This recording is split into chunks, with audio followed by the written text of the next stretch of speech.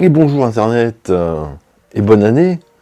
Et oui, parce que c'est la nouvelle année, 2025. Donc je fais une petite vidéo de vlog pour vous donner des nouvelles, puisque j'ai pas été très actif ces derniers temps, surtout le mois de décembre, où j'ai un peu eu du mal avec les fêtes, déjà pour deux raisons. Déjà j'aime pas trop les fêtes, et il y a beaucoup de choses à organiser, la famille, les amis, et du coup ça laisse peu de temps pour faire des vidéos. Ça va encore être de ma faute, tu vas voir ça. Et également parce que je suis en train de travailler sur une grosse vidéo, le prochain épisode sur la chronologie X-Men, et qui, comme d'habitude, me prend beaucoup plus de temps que ce que j'avais pensé. Du coup, je change aussi mes méthodes de travail, puisque je vais aller beaucoup plus vite dans le traitement de la chronologie. Là, c'est une grosse vidéo qui va traiter, on va dire, plus d'une quarantaine d'épisodes sur 4 ans. Donc j'accélère le rythme pour essayer d'avancer un peu plus vite dans la chronologie, mais du coup ça prend un peu plus de temps. Et sans compter que j'ai eu des retours de certains amis sur des vidéos qui étaient un peu trop lentes, notamment la vidéo sur The Crow, où on m'a reproché de raconter des trucs qui étaient déjà connus. Mais en fait, ce que je voulais mettre en évidence, c'était aussi ce que je raconte à la fin. C'est est-ce que c'est important que l'auteur ait une vie un peu particulière, un peu merdique, pour que son œuvre soit intéressante. Donc c'était le but aussi de la vidéo. Et aussi des critiques sur mes grands livres, en fait. Parce que je vois qu'il y a deux clans. Il y a ceux qui pensent que je vais parler uniquement de comics, et ceux qui pensent, et je pense qu'ils sont minoritaires, que je vais parler de bande dessinée dans son ensemble. Donc en fait je parle de bande dessinée dans son ensemble, mais c'est vrai que les comics c'est une partie importante de ma lecture d'enfant. C'est-à-dire que j'ai découvert les comics et les X-Men pour la première fois quand j'avais 10 ans. Donc il est normal que ça prenne beaucoup de place. Mais comme je suis assez curieux, que j'aime beaucoup lire de la bande dessinée, j'ai eu beaucoup d'autres lectures. Donc du coup, je parlerai aussi d'autres bouquins qui sont pas forcément des bouquins de super-héros et qui sont pas forcément de la BD américaine ou de la... Voilà, ce sera des fois de la BD franco-belge. Vous avez vu pour les Lovecraft, les adaptations, il y a du manga. Voilà, donc...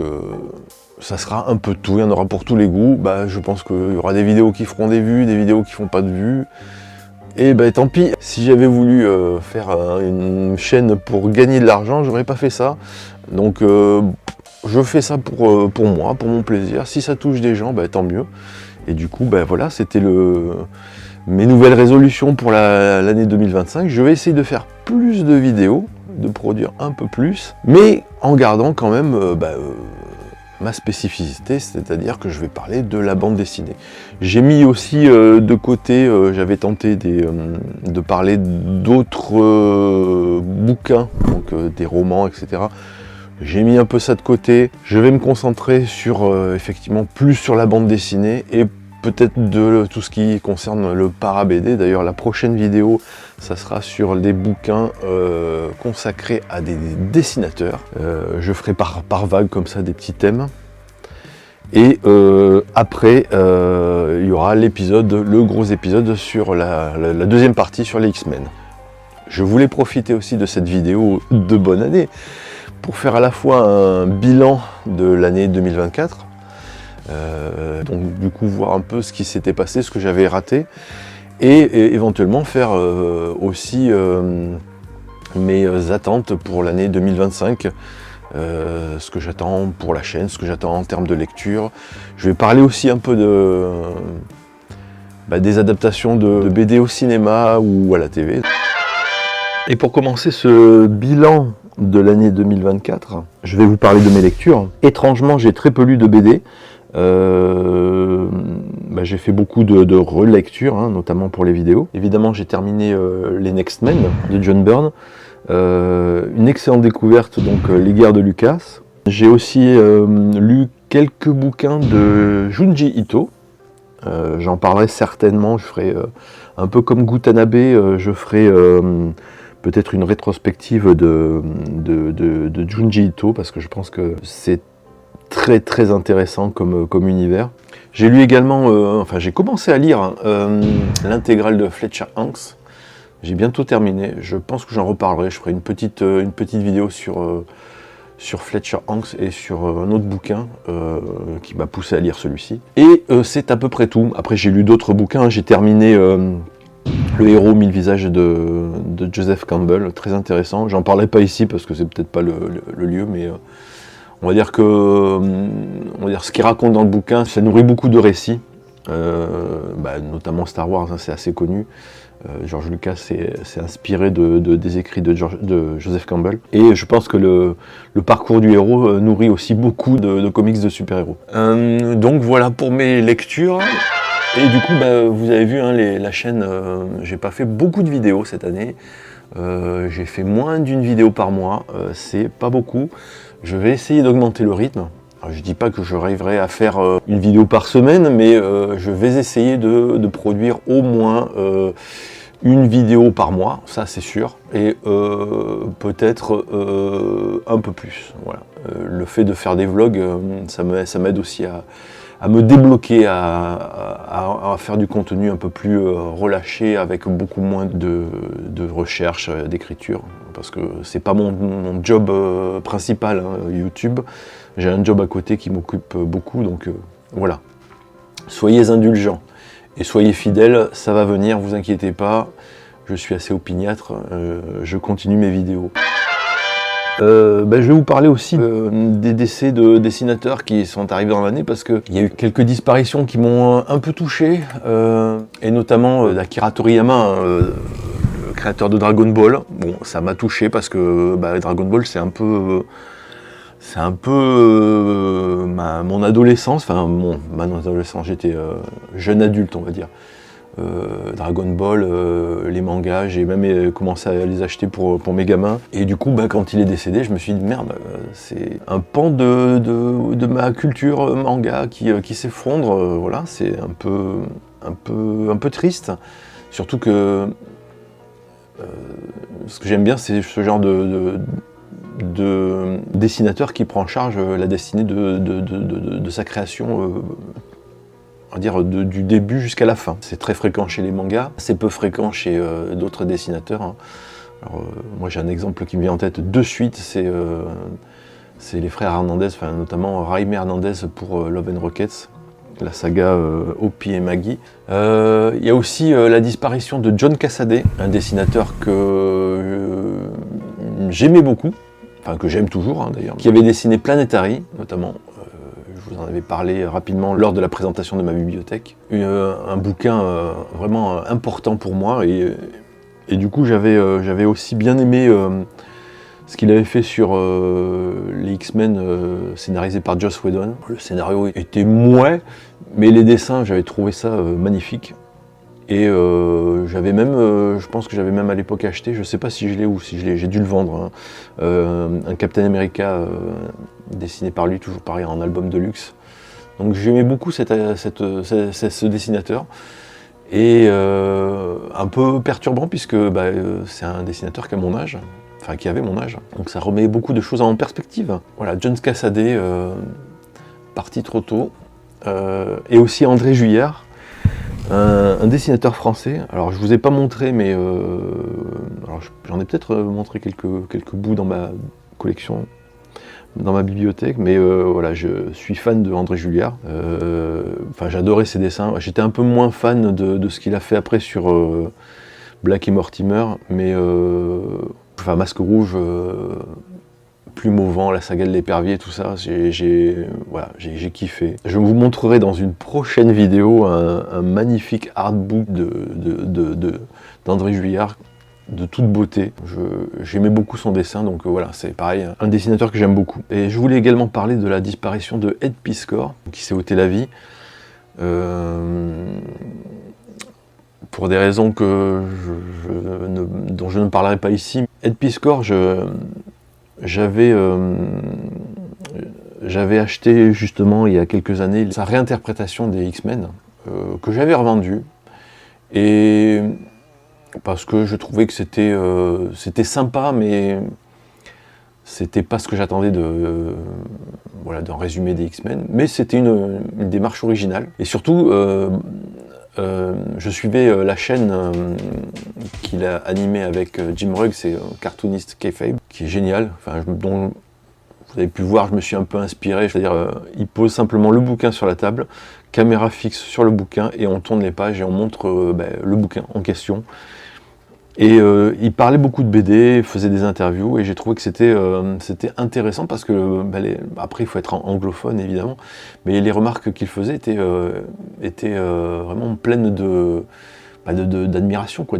C'était vraiment d'authentiques fans de comics.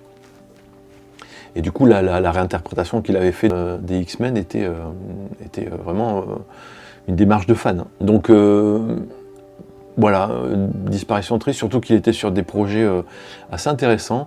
Peut-être que j'essaierai de remettre la main sur justement les X-Men pour me refaire une idée. Pas par nostalgie, mais juste pour voir, parce que je crois que j'avais pris les deux premiers bouquins. Le premier était bien, le deuxième m'avait un peu déplu. Il en a fait un troisième, donc pour faire la totale trilogie des X-Men qui s'étale sur 30 ans. En fait, chaque bouquin est une décennie. Et il avait fait un bouquin aussi sur l'informatique qui s'appelait WYSIWYG, je crois. Et dernièrement, Red Room, c'est un bouquin sur un truc un peu d'horreur, enfin voilà. Et les conditions de son décès sont un peu tristes. Un dessinateur qui est vraiment parti trop tôt et pour des raisons un peu dramatiques. Et donc je vais terminer là-dessus. Désolé d'avoir plombé le moral, mais bon, je voulais en parler. Les films, les séries adaptées de BD de l'année 2024. Alors l'année 2024, côté Marvel, ça a été assez calme, on va dire. Du coup, je n'ai pas vu les séries qui sont sorties, donc Echo, la série Marvel Disney, aucun intérêt. Le personnage est apparu je crois dans Hawkeye, la série que j'avais bien aimée, mais bon, sans plus. Après, j'avais pas trop aimé la fin avec l'apparition un peu bizarre du Caïd. Et le personnage de Echo, non, pas d'intérêt. Alors, apparemment on y voit Daredevil, donc c'est vraiment la confirmation que Daredevil arrive dans l'univers Disney, mais j'en ai aucun intérêt. Pareil pour Agatha All Along, zéro intérêt.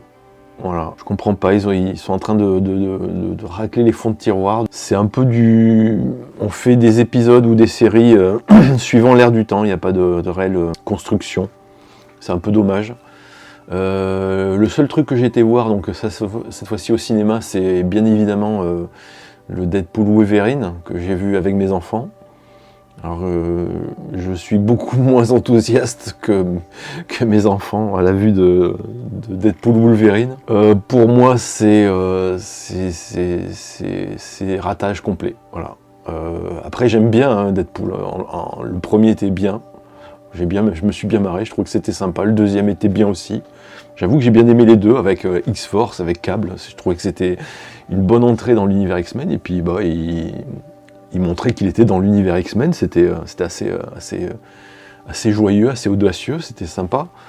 Mais là, déjà la scène de début où c'est vraiment on va déterrer les cadavres, littéralement. C'est morbide, quoi. On va déterrer Logan, il est mort. Ce film était magnifique et en fait on le déterre pour faire quelque chose de rigolo avec son cadavre.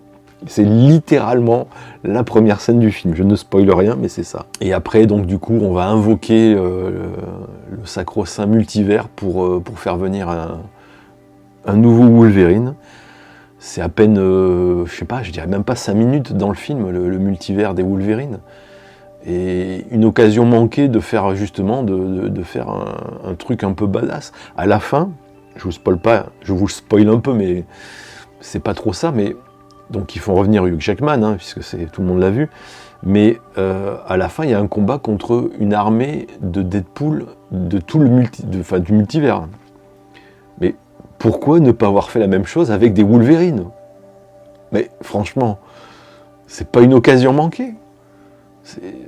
Je me dis, tant qu'à faire, va chercher, va faire un truc mais hyper badass. Voilà, avec des Wolverine contre Deadpool, et puis nos deux héros qui eux sont amis, c'est un buddy movie, donc au début ils se détestent, ils se latent. La scène dans la voiture est particulièrement sympa, je trouve, c'est un des points positifs.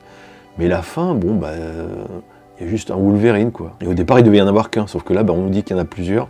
Ils en font revenir un dans l'univers Deadpool, qui va être intégré dans l'univers Marvel, Disney. Enfin, c'est un peu... c'est mal branlé, et puis ça part vraiment d'un truc voilà, de fossoyeur, quoi. C'est terrible. Voilà, pour moi, les références, c'est pas de l'humour, la référence... toutes les références qu'il y a dans le film, mes enfants sont passés à côté. Mais moi, quand je les vois, je les connais, et je me dis, une référence, c'est pas de l'humour. La référence, c'est pas de l'humour.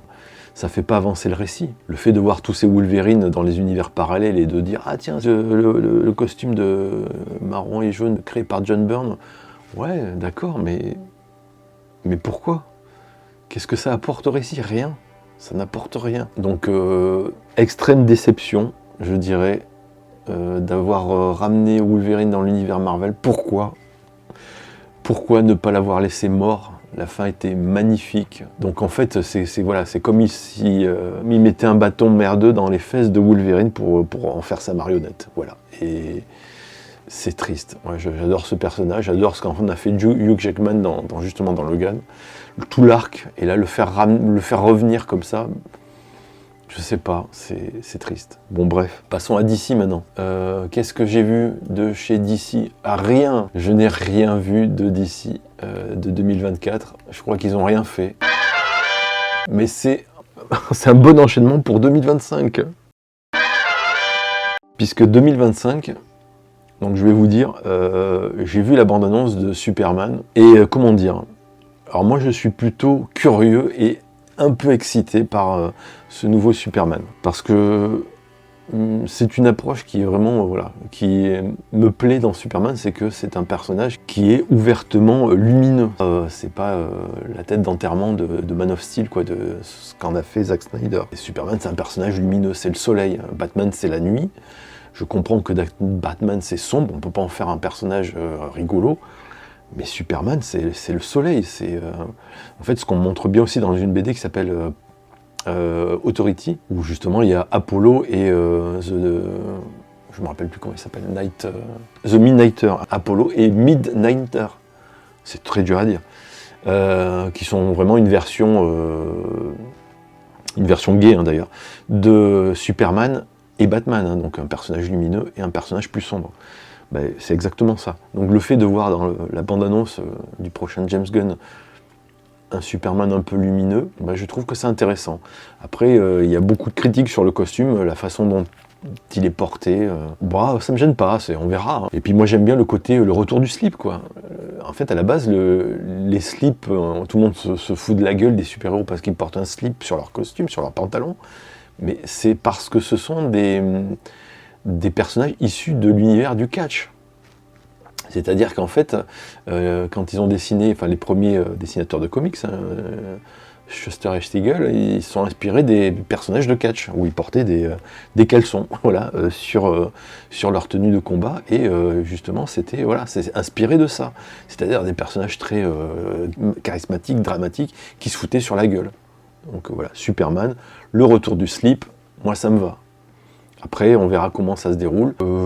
J'ai bien aimé ce qu'avait fait James Gunn avec la Suicide Squad, hein, la suite, qui était plus ou moins, enfin, qui était très sympa, qui était vraiment divertissant, qui allait droit dans le sujet du super-héros. C'est génial. Donc j'attends avec impatience ce film. Voilà, je vous le dis. Je pense que j'irai le voir. J'attends également aussi, du côté de Marvel, les Fantastic Four, First Step. Parce que je crois que jusqu'à présent, ils n'ont jamais été bien adaptés. Hein. Les 4 Fantastiques, c'est catastrophique. Voilà, il n'y a pas de mots. C'est dramatique. La production Roger Corman en 94, je crois. Les 2 films dans les années 2000. Le dernier film dans les années 2010. C'était jamais bien fait, jamais bien adapté. C'était toujours un peu branlant, enfin voilà. Voilà, je suis curieux de voir, ils les remettent dans leur jus, c'est-à-dire dans les années 60, dans une espèce de monde rétro-futuriste. On va voir comment ça s'intègre dans l'univers Marvel. Après, le fait que ce soit hors continuité, moi ça me va, hein. Qu'ils fassent un film à part, hein. C'est un peu comme les X-Men, hein. Je pense que le fait de vouloir tout mettre dans le même univers pour faire des crossovers et tout, je pense que c'est... Déjà, moi, ça m'a tué mon intérêt pour les comics au tout début, hein. C'est le fait d'avoir ces putains de crossovers dans les comics où il fallait lire 10 séries pour avoir une histoire complète. C'est horrible, quoi. Moi, je veux un univers auto-contenu, quoi. Les X-Men, c'est les X-Men. Il n'y a pas besoin d'avoir Spider-Man dans les X-Men. Je m'en bats les noix. Faites-moi les X-Men. Faites-moi bien les X-Men. Voilà. Et du coup, pourquoi pas? Mais je pense que la maladie va prendre, hein, donc ils vont être infectés également, hein. C'est pas le gros vide, c'est le Marvelide. Ils vont être infectés, ils vont rejoindre les rangs Disney, Marvel. Mais bon, intéressant à voir. J'ai vu aussi la bande-annonce, donc là il n'y a pas de bande-annonce, mais j'ai vu la bande-annonce de Thunderbolts. Comment dire? Bah là, c'est le Suicide Squad de Marvel, hein, parce que c'est exactement ça. Avec des personnages qui ont déjà été présentés. On va voir ce qu'ils en font. Ça n'a pas l'air vraiment très prenant. Il faut entrer Sentry. Ouais, ok. Eh ben, je vais regarder ça d'un œil torve. Et pareil, Captain America, Brave New World, avec Sam Wilson dans le rôle du Captain America, justement, qui passe du Faucon au Captain America. Ouais, avec Hulk rouge. Ouais, avec Harrison Ford. Ouais, mais je suis beaucoup plus excité par le Superman que par tous ces films Marvel. À part peut-être le Fantastic Four qui me fait lever un petit sourcil. Mais le reste, ça a l'air bof. Ça a l'air très bof. Et pour les prochaines séries qui sont annoncées, bah, le Daredevil Born Again, évidemment. Je vais en parler parce que Daredevil, ouais, c'est un de mes personnages fétiches, hein, je trouve. J'adore, hein, Daredevil. Et je trouvais que la série Netflix était géniale. Voilà, il n'y a pas de doute. Charlie Cox, sa tête ne me revenait pas trop, mais je trouve il joue hyper bien, il assure les scènes de combat géniales. Alors, apparemment, ils ont dit qu'ils allaient revenir justement à l'âpreté de la série Netflix. Alors j'espère qu'ils vont pas le souiller comme ils l'ont souillé dans She-Hulk, c'est navrant. Et je me demande pourquoi je m'inflige encore tout ça, parce que ça fait longtemps que j'ai lâché la rampe des adaptations comics au cinéma, mais c'est triste, quoi. Alors en tant que fan de super-héros, je lisais des comics, je lisais Strange ou Special Strange à une époque où c'était pas bien vu d'être un geek, hein. C'était bizarre. Tu lis des BD avec des super-héros, mais c'est nul. Que maintenant, bon, ben, c'est devenu très courant, mais ce qu'ils en ont fait, les adaptations qui sont très commerciales qu'ils en ont fait, c'est horrible, c'est une douleur atroce. De temps en temps, des petits moments de répit, c'est plutôt bien fait.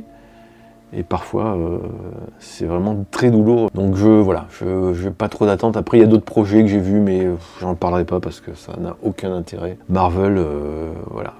Ils font ce qu'ils font toujours, c'est-à-dire ils essorent un univers jusqu'à la dernière goutte. Et s'il n'y en a plus, ben, ils vont broyer les dernières fibres pour en faire encore plus. Donc j'en terminerai là-dessus. Et bon, c'était pas très folichon. Mais je vais aussi vous parler de mes attentes pour mes lectures de l'année 2025. Bah, déjà, je vais essayer de finir ma liste de lectures que je vous ai présentée précédemment. J'attends également, je pense avec impatience, le tome 2 de Les Guerres de Lucas. Je vais lire L'Abomination de Dunwich par Gutanabe, les 3 tomes. Je vais le faire. Je ne l'ai pas encore lu, je ne l'ai même pas encore acheté. Donc je vais le faire. J'ai vu qu'il y avait un bouquin de Joe Sacco qui venait de sortir. J'avais été très déçu par le précédent, qui était trop littéraire, qui n'était pas écrit par lui. Là, le bouquin a l'air d'être entièrement dessiné. Donc Joe Sacco, j'en parle rapidement. C'est un dessinateur américain qui fait un truc très particulier. Il fait du journalisme, mais en bande dessinée. Voilà. C'est un journaliste, mais il fait de la bande dessinée. Donc il a dû écrire certainement. Mais en fait, il fait ses récits journalistiques en BD. Et c'est de toute beauté. De toute beauté. Et le précédent, je l'avais pas aimé, je l'avais revendu.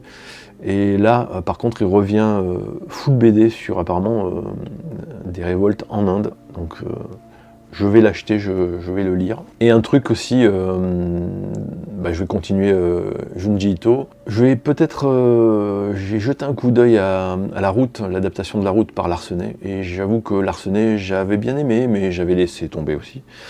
Et là, je trouve que ça a l'air d'être particulièrement beau, déjà, pourquoi pas. Je pense que je vais lui donner sa chance.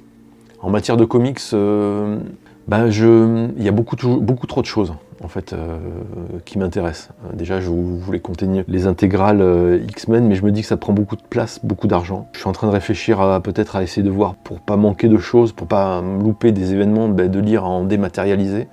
Pas forcément acheter un bouquin qui vaut très cher, qui prend de la place, que je revendrai par la suite, ça serait dommage, mais peut-être voir si ça coûte pas trop cher, quelques euros, investir dans du e-book pour continuer à lire peut-être, ou me mettre à jour les comics, les X-Men par exemple. Je pense que dans le milieu des années 2000, j'ai dû lâcher l'affaire sur les X-Men, hein, donc j'ai eu vent de ce qui se passait, mais je ne sais pas du tout quel état. Je crois que j'ai vu le truc où ils étaient sur l'île de Krakoa, où c'était des clones, enfin ça a l'air de partir dans full science-fiction, donc peut-être pourquoi pas essayer de voir côté du e-book, peut-être pour me tenir au courant, puis peut-être essayer de tenter ma chance sur des séries qui ont l'air sympas mais qui sont pas encore éditées en France, ou qui sont peut-être un peu trop chères pour investir si on n'a pas le budget. Parce que pareil, hein, quand le fait d'acheter des intégrales, c'est investir dans des lectures que j'ai déjà faites. Donc c'est un achat sûr. C'est-à-dire j'achète des choses que j'ai déjà lues, que je connais. Investir dans un bouquin qu'on ne connaît pas, c'est faire le pari d'être déçu et d'avoir payé, parce que maintenant les BD c'est assez cher. Hein. Parce que j'ai regardé mes premières intégrales X-Men, c'était aux alentours de 22 euros, 21 euros. Maintenant on est plus proche des 40. Donc c'est un budget, c'est très cher maintenant les BD, les albums, ça tourne autour de 20 euros. Donc quand on investit, il faut, on va dire, on feuillette un peu avant, mais on ne veut pas se gâcher pour pouvoir le lire. C'est compliqué. Maintenant les livres sont beaux, ils font des belles éditions, mais la lecture, il faut qu'elle soit à la hauteur du prix qu'on a payé. Et c'est un investissement qui est, c'est un peu comme le cinéma. Hein. Mais quand on n'a pas beaucoup de budget, c'est compliqué. Donc le e-book, ça permet déjà de se faire une idée, de se dire est-ce que ça vaut quelque chose? Est-ce que j'ai envie de l'acheter? Et parfois, voilà, c'est peut-être une façon de rester un peu au courant, on va dire, de ce qui se fait en BD. Donc voilà, le futur 2025 en termes de BD, de comics. Bref, cette vidéo est beaucoup trop longue, j'ai beaucoup parlé comme d'habitude. Mais encore une fois, je vous souhaite une excellente année 2025. J'espère que vous allez bien, que vous allez réaliser tous vos projets, que le début d'année, c'est toujours un moment où on se crée des projets, on se crée des attentes.